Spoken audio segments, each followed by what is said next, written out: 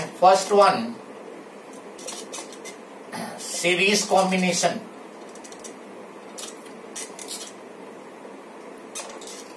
Derivation exam में पूछा जाता है, derive the formula for equivalent capacitance when capacitors are connected in series or connected in parallel.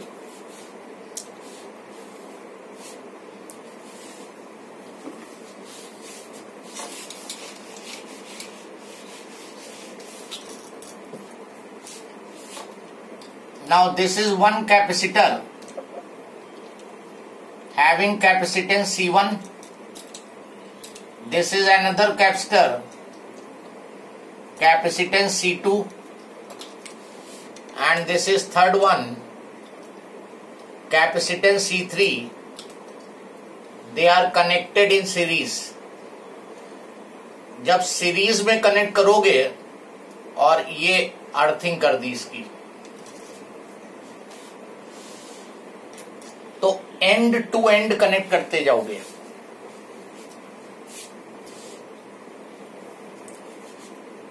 Second plate connected to first plate, then second connected to first plate, and so on. Now suppose battery से plus Q charge draw हुआ from the positive of the battery. ये bigger one positive होता है battery का, smaller one negative. यहां से positive charge draw हुआ, इस प्लेट पे प्लस क्यू आएगा और उतना निगेटिव इसके इनर साइड में इंड्यूस होगा, और जो पॉजिटिव आउटर साइड में होगा वो नेक्स्ट प्लेट को ट्रांसफर हो जाएगा. तो इस पे प्लस क्यू, इसके इनर साइड पे माइनस क्यू, और जो प्लस क्यू है इसको ट्रांसफर हो गया. So if capacitors are connected in series, charge stored by each capacitor will be same. देखो यहां पर जितना चार्ज इसने स्टोर किया वही ये स्टोर करेगा, वही ये स्टोर करेगा. चाहे ये कैपेसिटेंस ज्यादा वैल्यू का हो या कम वैल्यू का हो, उस वो मैटर नहीं करेगा, सब पे चार्ज इक्वल स्टोर होगा. So first point write down, in series combination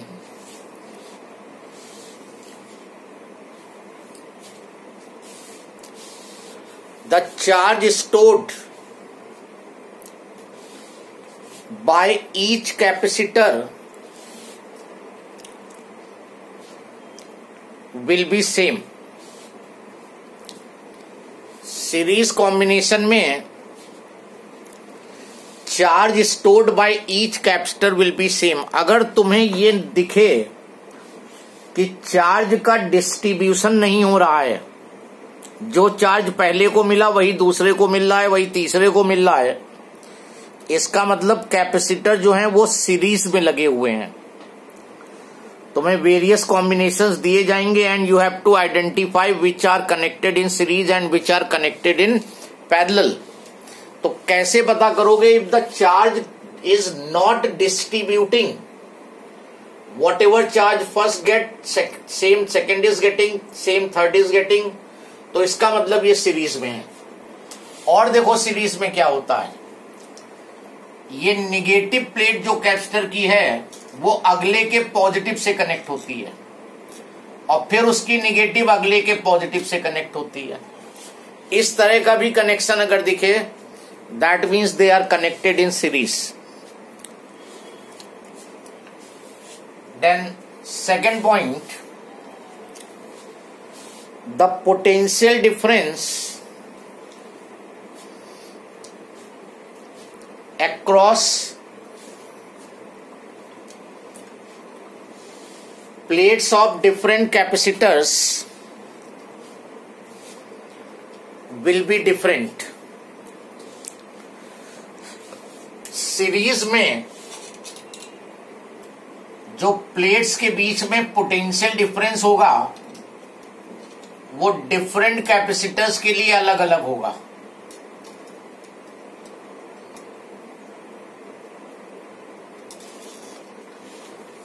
greater the capacitance, lesser will be the potential difference.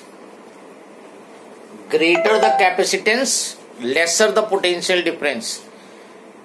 इनमें से जिसका कैपेसिटेंस सबसे ज्यादा होगा उसके क्रॉस पोटेंशियल डिफरेंस सबसे कम होगा। देखो कैसे हम कह रहे हैं, वोल्टेज का फॉर्मूला होता है Q बाय C और Q सब पे सेम है, इन सब पे चार्ज स्टोर्ड सीरीज में सेम होता है। चार्ज सेम हो गया और इनवर्स रिलेशन आ रहा है, तो जिसका कैपेसिटेंस सबसे ज्यादा उसके क्रॉस वोल्टेज सबसे कम। तो सीरीज में charge stored by different capacitors will be same whether it is of high capacitance or it is low capacitance। अगर सीरीज में कनेक्ट कर दोगे तो सब इक्वल अमाउंट का चार्ज स्टोर करेंगे, सबके प्लेट्स के क्रॉस पोटेंशियल डिफरेंस अलग अलग होगा। अगर तीनों की वैल्यू सेम है कैपेसिटेंस तो फिर इक्वल होगा, otherwise it will be different. Work, ये पोटेंशियल डिफरेंस जो होता है work done in taking unit charge from one point two another. यहां से यहां V1, फिर इन दोनों के बीच में V2 और फिर इन दोनों के बीच में V3 और यहां से यहां तक पूरा V है, तो इसका मतलब V will be equal to V1 plus V2 plus V3। यहां से स्टार्ट हो गया, यहां से यहां तक का पोटेंशियल डिफरेंस बैटरी के क्रॉस V वोल्ट है, यहां से यहां तक V वोल्ट है और बीच में ये V1 है, ये V2 है, ये V3 है, तो V will be equal to V1 plus V2 plus V3। V1 ये वोल्टेज अगर कभी निकालनी पड़े तो इस कैपेसिटर पे देखो चार्ज कितना है Q और कैपेसिटेंस कितना है C1, तो Q अपॉन C1 कर दोगे, Q बाय C वोल्टेज होती है और इसके कैपेसिटेंस से डिवाइड किया तो इसकी वोल्टेज आ गई। चार्ज इस पे तो वही है, तो V2 हो जाएगा Q अपॉन C2 और V3 हो जाएगा Q बाई C3। Q ले लो common, 1 by C1 plus 1 by C2 plus 1 by C3। V upon Q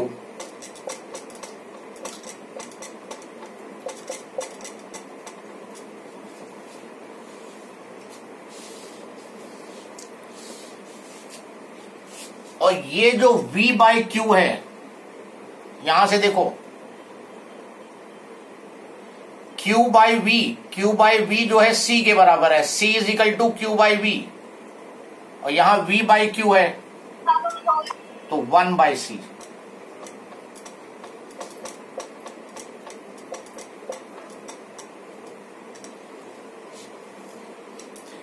This C is known as equivalent or combined capacitance।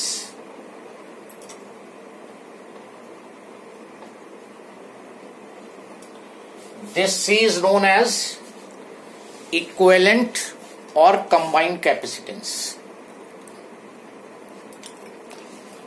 So when capacitors are connected in series, to find the equivalent capacitance, this formula will be used। देखो इसका मतलब क्या होता है, ये तीन capacitor यहां circuit में लगे हैं,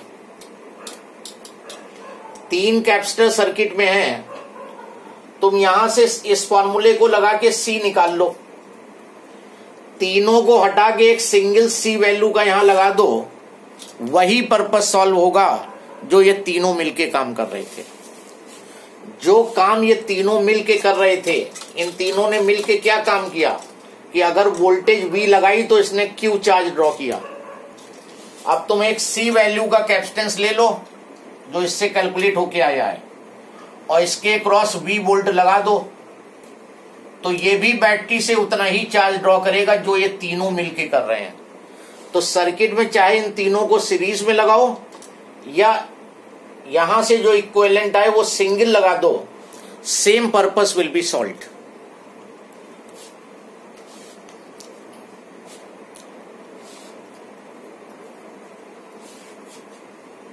नेक्स्ट लाइन में लिखो, इन series combination the equivalent capacitance will be less than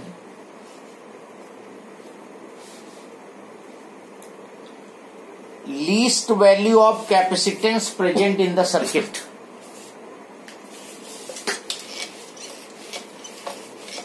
In series combination, equivalent capacitance is less than least value of capacitance present in the circuit.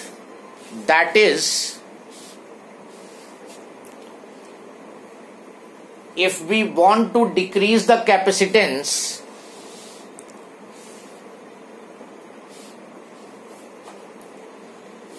they are connected in series. जैसे हम एक example ले रहे हैं, ये 3 capacitor circuit में लगे हैं।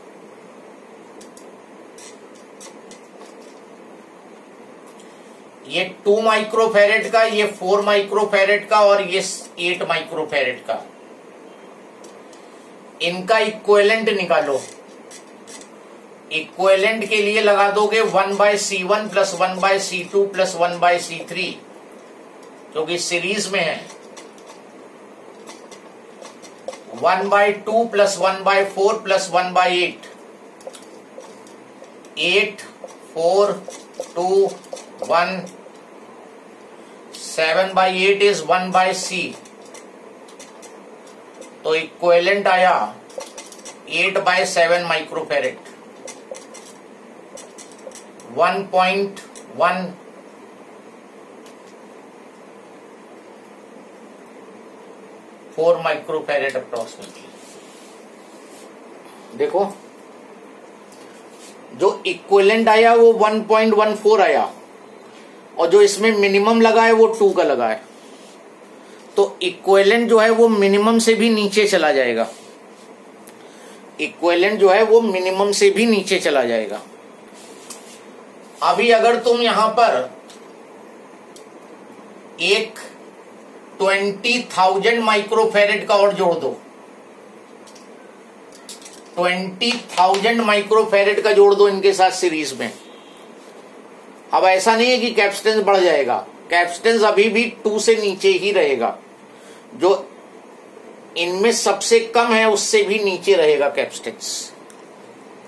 और अगर यहां पर इसकी जगह पर 0.1 माइक्रोफैरेड जोड़ दो तो 0.1 से नीचे चला जाएगा।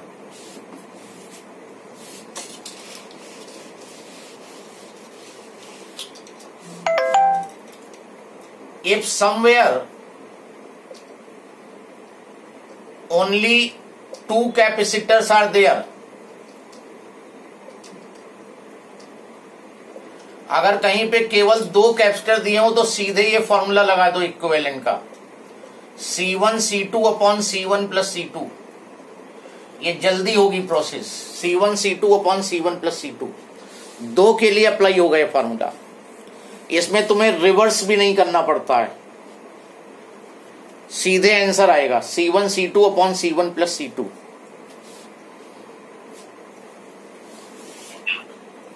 फिर एक लास्ट पॉइंट लिख लो, if somewhere n number of capacitors, capital N number of capacitors are connected in series,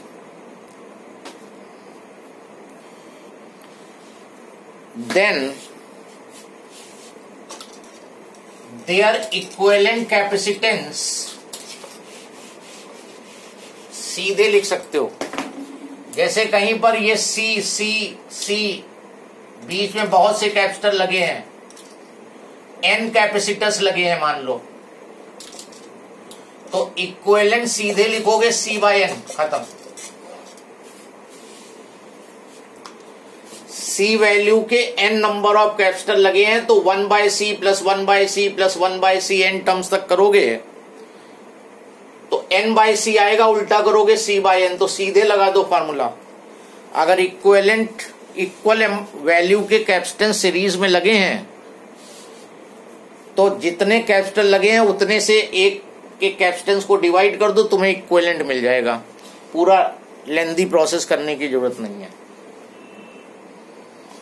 किसी को कोई प्रॉब्लम इसमें? Yes, any problem? Yes, no, कुछ तो बोलो कि सब चले गए क्या? No sir. हो ना अभी? हाँ सर। ठीक। नहीं सर। ये डेरिवेशन कभी कभी पूछ लेते हैं, राइट? तो एक छोटा सा डेरिवेशन है, इसमें 5 मिनट में तुम्हारा हो जाएगा। v = v1 + v2 + v3 से स्टार्ट करो, सीधे फार्मूला आ जाएगा।